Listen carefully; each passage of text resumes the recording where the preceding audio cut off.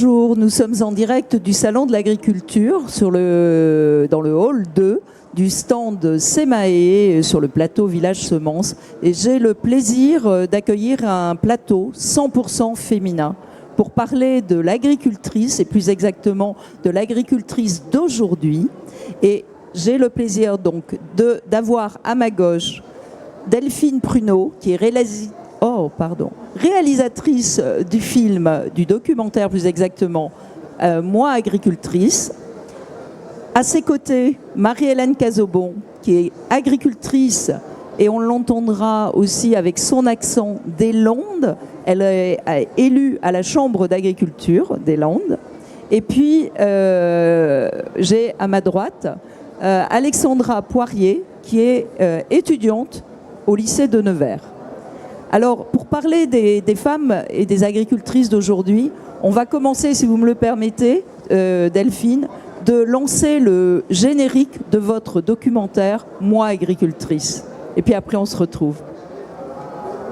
Dès mon enfance, assez petit, je me suis toujours passionnée pour l'agriculture. Moi, en tant que femme, aujourd'hui, je me sens très bien dans mon statut de chef d'exploitation. Je pense que si on revient 60 ans en arrière, je suis pas sûre que ma grand-mère avait l'autorisation de s'asseoir à table et de la ramener comme elle voulait sur les décisions qu'il fallait prendre sur la mise en culture ou autre, quoi, ou sur la vente du bétail, ou voilà.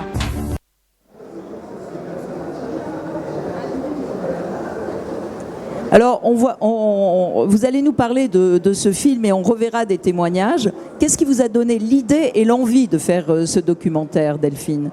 Alors, je voulais consacrer un film, un documentaire aux femmes, aux agricultrices, à leurs conditions de femmes, considérant que souvent, elles étaient parfois, le sacrifice qu'on leur demandait dans leur vie de femme pouvait être plus important. Et j'y ai pensé depuis quelques temps, et notamment dans ces années 2010 où il y avait eu notamment la crise du lait, etc. Et j'avais rencontré, moi, dans ma région d'origine, en Bretagne, des femmes qui, en plus des travaux agricoles, allaient travailler à l'extérieur. Et puis, donc j'en ai parlé avec mon producteur, Thierry Caillibaud, qui un jour m'envoie une archive de l'INA, qui est celle de 1983, où un millier de femmes, à l'initiative de l'un des personnages du film, Anne-Marie Crollet, défilent dans les rues de Saint-Brieuc pour réclamer un statut. Alors, je me suis replongée en fait dans toute cette histoire, y compris dans ma propre enfance, avec ma grand-mère qui était cultivatrice, mais qui n'avait, elle avait obtenu le mot de cultivatrice sur son acte de mariage, mais c'était une coquille vide. Elle n'avait absolument pas de statut, pas de profession. Et j'ai remonté toute l'histoire de l'après-guerre à nos jours, en essayant de comprendre pourquoi cette conquête des droits, du statut a été aussi lente, et comment, par qui elle a été menée, et notamment par des figures d'exception, des militantes de la première heure que j'ai suivies et que j'ai longuement interrogées. Alors vous parlez de figures, et justement on va écouter deux témoignages coup sur coup, celui de Michou Marcus et suivi de celui d'Anne-Marie Crollet. Des femmes de caractère, vous allez voir.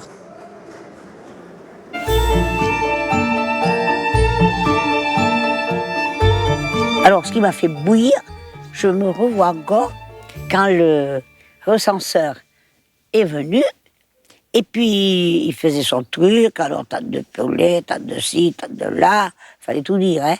Et puis il me dit, et vous vous, je mets sans travail. Je dis, comment? Ah oui. Et non, vous n'avez pas de métier. Je dis, agricultrice, c'est pas un métier? Ah non, c'est pas reconnu comme un métier. Moi, j'ai fait un bond. Et alors, je lui ai dit au bonhomme, mais moi, je ne mettrai pas ça en SAS, je mettrai CENT, parce que je suis mère de famille, je soigne des poulets, je vais travailler à la vigne, je vais travailler... Et c'est pas un métier, ça? On s'est battu notamment avec d'autres copines là, sur le statut des femmes, justement pour essayer de faire en sorte que cette injustice soit corrigée. Moi je dis souvent, hein, le tracteur, un vieux tracteur de 30 ans ici, était mieux assuré que moi. en cas d'accident. Mais c'était complètement débile quand même. Et donc, ça se faisait que on se taisait. Jusqu'au jour où on ne s'est plus tu. Marie-Hélène Cazobon, comment vous réagissez à ces témoignages de pionnières, de ces pionnières? Alors moi, ce reportage m'a énormément émue parce que c'est ce que j'ai vécu dans mon enfance, que j'ai vu au travers de ma mère, de ma grand-mère. Et puis, moi, ces femmes-là, je leur dis, mais merci. Merci de nous avoir tracé le chemin. Merci de nous avoir permis à nous de pouvoir nous installer avec un statut de chef d'exploitation, d'être à l'égal de nos homologues masculins ou de nos maris tout simplement, parce que là on parle de couples d'agriculteurs. Aujourd'hui peut-être qu'il y en a moins, mais quand seul le mari est reconnu dans un couple, à un moment donné, on sait très bien qu'une exploitation, quand la femme est sur l'exploitation, elle le tient énormément par tout le travail et tout la vision que la femme peut y apporter derrière. Et donc, moi, je leur dis merci de nous avoir donné à nous la possibilité de nous installer avec un statut de chef d'exploitation, d'être reconnus pour le métier que nous faisons et pas pour ce que nous sommes, c'est-à-dire uniquement des femmes. Et la femme, pour moi, c'est la plus-value que nous apportons. D'être des femmes, c'est une plus-value dans ce métier où je crois qu'on peut apporter une vision un peu différente. Et moi, ça m'a mené à aujourd'hui être présidente d'une chambre d'agriculture départementale dans le département des Landes. Voilà, moi j'ai été élue présidente de chambre d'agriculture. Et ces femmes-là, moi, Michou Marcus, que je côtoie, que je connais, c'est la première que j'ai appelée quand j'ai été élue. Je lui ai dit, voilà, on a un lien particulier. Moi, je l'affectionne beaucoup. On a un lien très particulier, toutes les deux. Et je sais qu'on se voit pas très très souvent, mais soit on se téléphone, soit on s'envoie des SMS, mais on se tient au courant de ce que l'on fait. Et elle m'a dit, et ça m'a beaucoup touchée, qu'elle était très très fière de moi. Et ça, voilà, ça se compte pas, ça. La fierté, c'est important justement de l'avoir, cette fierté du chemin parcouru, à la fois par ces femmes et par vous aussi. Alors, moi je dis, je suis fière et je reste très humble, parce que tout ça, je veux dire, je suis au service de l'agriculture de mon département, au service des agriculteurs, et j'espère représenter dignement la profession lorsque je suis, aujourd'hui ici par exemple, et rendre hommage à toutes ces femmes. C'est la moindre des choses que je peux leur donner aujourd'hui, de les garder, de témoigner à leur côté, et pour montrer un peu tout le chemin parcouru. Alors aujourd'hui, on a beaucoup de possibilités. Moi je dis aujourd'hui, mais il faut s'en saisir. Et c'est là où les femmes sont un peu en retrait. C'est dommage parce que les femmes n'osent pas accepter les postes qu'on leur propose de peur de ne pas être à la hauteur. Ça c'est dommage parce qu'à la hauteur, forcément elles le sont, mais elles ont un manque de confiance en elles ou la peur peut-être du regard, de ne pas... Voilà, je ne sais pas, il y a beaucoup de freins encore. Mais c'est dommage parce qu'aujourd'hui, les portes sont un peu plus ouvertes et quelquefois, il faut juste saisir l'occasion qui nous est tendue. Merci beaucoup Marie-Hélène. Alors justement, je vais passer la parole en fait et demander à Alexandra de réagir par rapport à la fois aux deux témoignages que tu ne connaissais sans doute pas et puis à ce que vient de dire Marie-Hélène justement. Pour répondre à cette question, tout d'abord, je voudrais dire merci aux femmes qui ont témoigné parce que c'est grâce à elles qu'on a pu avancer et que maintenant on est reconnu dans l'agriculture parce que, on a autant notre place que les hommes, on est tout à fait capable de se débrouiller et de gérer une entreprise. Après, comme elle parlait au niveau des formations, c'est vrai que maintenant on a plus facilement accès aux formations agricoles. Et je le vois très bien dans mon lycée. Maintenant, on est à peu près à la moitié en filles. Et tous les ans, il y a de plus en plus de filles qui viennent dans le milieu agricole. Et c'est très bien, comme ça on est représentés. Et voilà. Et qu'est-ce qui est difficile? Est-ce que ça a été difficile en tant que fille? Est-ce que tu crois que c'est plus facile pour les garçons ou tu n'as pas du tout cette impression? Non, c'est pas forcément plus difficile. Après, c'est sûr que y a des choses qu'on est forcément moins capable. On a moins de force physique, mais on est tout autant capable de réfléchir et de se débrouiller. Moi, je trouve pas qu'il y a de difficulté à prendre leur place. on est autant capable. Prendre sa place, c'est ce que vous soulignez, c'est quand même un effort de l'engagement. Comment ça se passe au quotidien et comment ça se déclenche tout d'un coup l'engagement? C'est assez compliqué. Alors je vais parler de mon cas personnel quand même, c'est celui que je connais le mieux. Effectivement, moi pour m'engager, alors mon mari a toujours souhaité que je m'engage. Chaque fois qu'on venait le voir à lui pour lui dire tiens, est-ce que tu ne voudrais pas t'occuper de tel ou tel dossier, il disait non mais demande à ma femme, peut-être je suis sûre que ça va l'intéresser. Ok, bon, peut-être qu'il n'avait pas pensé que je continuerais jusqu'à cette présidence de Chambre d'agriculture. Il n'empêche, une femme a besoin d'avoir un équilibre dans sa vie privée, professionnelle, pour derrière pouvoir prendre des engagements, les assumer. Parce que quand on prend un engagement, une responsabilité, on est forcément jugé. Voilà, c'est normal, hein, on porte des décisions, on partage, voilà, on est un peu plus sur le devant de la scène. Donc derrière aussi, il faut que la famille accepte, c'est pas évident. Quelquefois, ils souffrent plus pour moi que, voilà, parce que quand il y a des choses qui vont pas très très bien, bah, c'est facile de dire c'est la faute à la Chambre d'agriculture, c'est la faute, et donc la représentante que je suis, bah, elle le prend un peu, mais c'est pas grave. Ce qu'il y a, c'est qu'on est dans un engagement collectif, qu'on travaille pour le collectif et pour l'intérêt général. Et je ne travaille pas pour moi. Et ça, quand on est soutenu dans sa famille, quand on est soutenu professionnellement, eh ben on arrive à porter toutes ces choses-là. Et puis on n'est jamais seul. Enfin, moi, présidente, j'ai des équipes, bien sûr, des équipes de direction, des agents, des techniciens, et j'ai des équipes d'élus professionnels avec qui on partage tout. On partage tous les problèmes, les dossiers sont partagés, et à un moment donné, effectivement, c'est la présidente qui va porter la décision qui a été prise ou l'orientation qui va être donnée. Mais on essaie au maximum d'être à l'écoute du terrain, et c'est ça qui est important. Pour représenter les agriculteurs, il faut d'abord avant tout, les écouter, les connaître et essayer de partager le maximum avec eux. Alors vous avez parlé de partage, et c'est ce que je trouve formidable dans ce documentaire, dans ce film, parce que c'est vraiment un moment formidable de partage. Et donc Delphine, comment vous avez réussi à créer cette confiance en fait avec ces femmes que vous avez l'air de beaucoup aimer?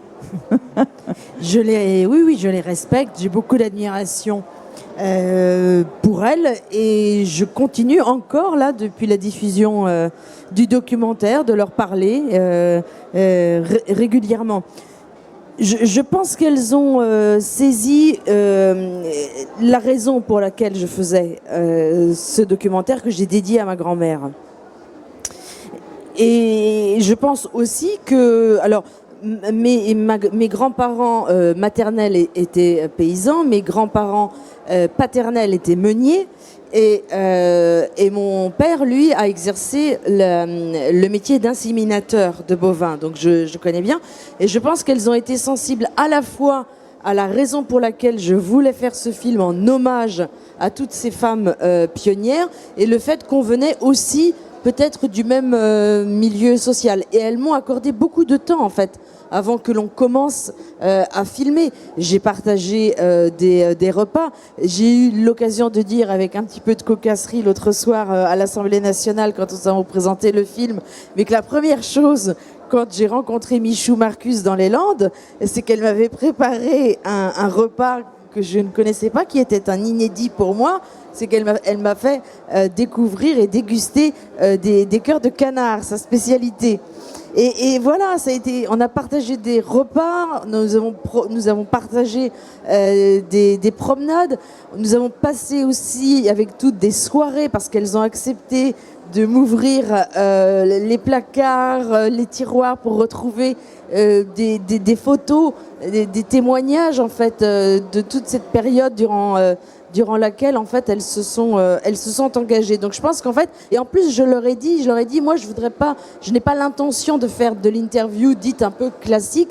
Je voudrais pouvoir pendant plusieurs heures, elles ont accepté, d'avoir une conversation à bâton rompu pour retracer en fait leur vie, et leur vie étant tellement riche, tellement passionnante, faite de haut et de bas aussi, parce que Marie-Hélène Cazobon rappelait tout à l'heure que il s'agit aussi d'un engagement aussi à deux dans le couple, et que finalement le point commun de ces femmes, d'avoir été aussi engagées, d'avoir sacrifié aussi sur leur temps de vie de mère, de famille, c'est qu'elles ont reçu le soutien de leur mari, ce qui n'a pas été le cas de toutes, c'est la raison pour laquelle au tout début, si on remonte vraiment au milieu des années 50, qui est le début de la période de l'engagement de Michou Marcus par exemple, eh bien beaucoup d'entre elles n'osaient absolument pas. Et quand vous disiez tout à l'heure, il faut qu'elles prennent l'opportunité, qu'elles acceptent et qu'elles aillent encore un peu plus loin, même Christiane Lambert, la présidente de la FNSEA, l'a dit dans le documentaire, et nous avons eu l'occasion d'en reparler ensemble, mais il y a encore trop de freins, alors psychologiques, après il y a une réalité aussi de la vie quotidienne, mais voyez par exemple aujourd'hui nous sommes en 2022, on ne salue jamais assez, et tant mieux, la place de la femme dans l'agriculture, et vous êtes, Marie-Hélène, parmi les 5 femmes présidentes de chambre d'agriculture sur tout le territoire. 5 femmes sur l'ensemble du territoire. C'est très encore peu nombreux, c'est encore très insuffisant. Très insuffisant.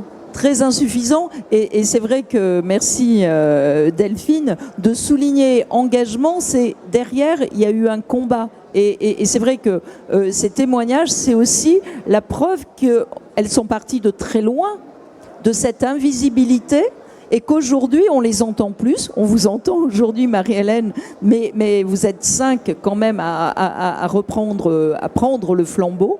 Et qu'est-ce qu'il faudrait pour qu'il y en ait plus ? Vous avez parlé du mari. Moi, j'ai bien compris que sans l'appui du mari, l'appui familial, c'est vrai que c'est très compliqué. C'est évidemment. Oui, c'est difficile, effectivement. On a besoin. Voilà.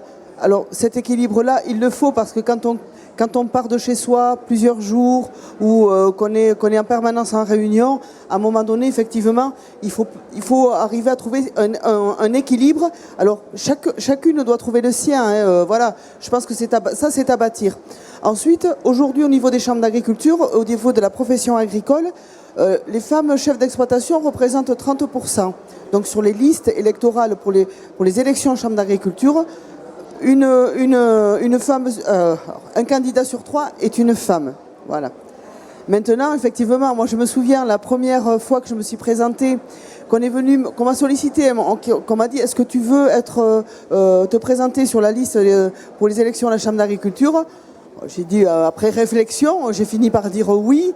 Et puis j'ai croisé un collègue masculin proche de la retraite ou qui était peut-être d'ailleurs retraité, qui est venu me féliciter en me disant félicitations, c'est bien que tu sois sur la liste des chambres d'agriculture. C'est dommage que tu le sois à la place d'un homme. Voilà. Donc, voilà. Donc, moi, j'ai préféré. Naturel. Ouais, mais j'ai préféré en sourire. Mais c'est vrai qu'on a un nombre limité de candidats. On ne peut pas dépasser, je ne sais plus, une vingtaine de candidats. Et une candidature sur 3, c'est une femme. Donc, effectivement, c'est difficile de pouvoir intégrer tous ceux qui voudraient être sur les listes, se présenter. Et du coup, c'est vrai que voilà, il y a plus d'hommes que de femmes qui, je le dis, les femmes, souvent, il faut aller les chercher. Elles viennent pas d'elles-mêmes nous dire, tiens, je serais bien candidate, je voudrais bien. Et il faut qu'on fasse cet effort-là d'aller les chercher. Alors on les repère au travers de réunions, on se rencontre sur d'autres réunions techniques, des réunions professionnelles. Et c'est là où on essaie de faire venir un maximum de femmes, justement, parce que, elles sont compétentes, c'est leur métier, elles sont agricultrices, donc elles savent de quoi elles parlent. Et à un moment donné, de pouvoir s'investir sur un dossier, c'est comme ça qu'on peut un peu mettre le pied à l'étrier. Et puis de se dire, on n'est jamais seul. Dans une responsabilité, moi je dis, on n'est jamais seul. Je ne prends pas les décisions seul. Certes, à un moment donné, il faut les porter.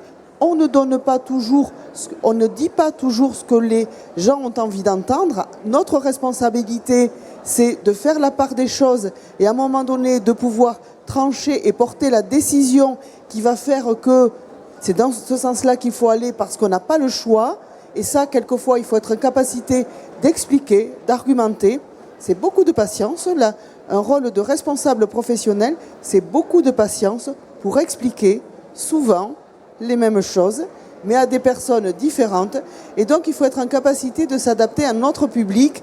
Et surtout, et quand on prend le temps d'écouter les autres, on arrive à discuter avec eux parce que plutôt que de s'opposer. Voilà, moi, ce qui me dérange dans la responsabilité que j'ai, quelquefois, c'est de ne pas arriver à discuter avec certains parce que c'est toujours de l'opposition.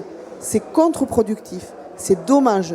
Je pense qu'on a beaucoup plus à partager, à apprendre les uns des autres, à condition de s'écouter. Et l'écoute, c'est primordial, quel que soit le domaine d'activité dans lequel on est. Merci beaucoup pour ce témoignage, Marie-Hélène. Et justement, la jeune génération que tu incarnes, Alexandra, elle en passe quoi de l'engagement ? C'est quelque chose qui te parle ou pas encore, peut-être ? Ça ne me parle pas encore totalement, mais faut quand même s'engager pour l'agriculture féminine. C'est important, faut qu'on soit présente, qu'on soit représentée et qu'on se défende pour avoir notre place. Et là, demain, je crois qu'il y a quelque chose qui va se passer pour toi. C'est aussi important de montrer ce que tu fais, toi, à l'intérieur d'une équipe, comme vient de le dire Marie-Hélène. Et il se passe quoi demain pour toi ? Tu as un événement particulier ? Donc moi, je suis présente au Salon de l'Agriculture depuis mardi soir dans le cadre du TIEA. Donc c'est le Trophée international des lycées de l'enseignement agricole. Donc c'est un concours inter-lycée agricole. Et donc demain, je vais passer en épreuve sur le grand ring. On va faire une petite scénette pendant 5 minutes où on doit présenter notre formation, notre lycée, la vache, et voilà, autour d'un petit sketch.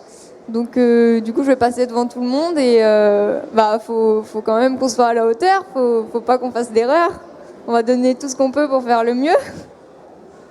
Et tu te destines à quoi ? Quel est ton projet là ? Tu te vois à 5 ans, qu'est-ce que tu as envie de faire, d'être ? Mon projet n'est pas encore clairement défini. Là, à la rentrée, je vais essayer de rentrer en école d'ingénieur agronome.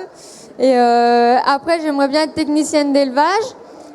Après, peut-être faire de la recherche, je ne sais pas encore totalement. Et vraiment, à terme, j'aimerais bien m'installer, avoir ma propre exploitation. Après, ça ne se fera peut-être pas, mais c'est un but que j'ai quand même. Et dans quel coin ? Pour l'instant, j'aimerais bien rester près de chez moi, dans la Nièvre.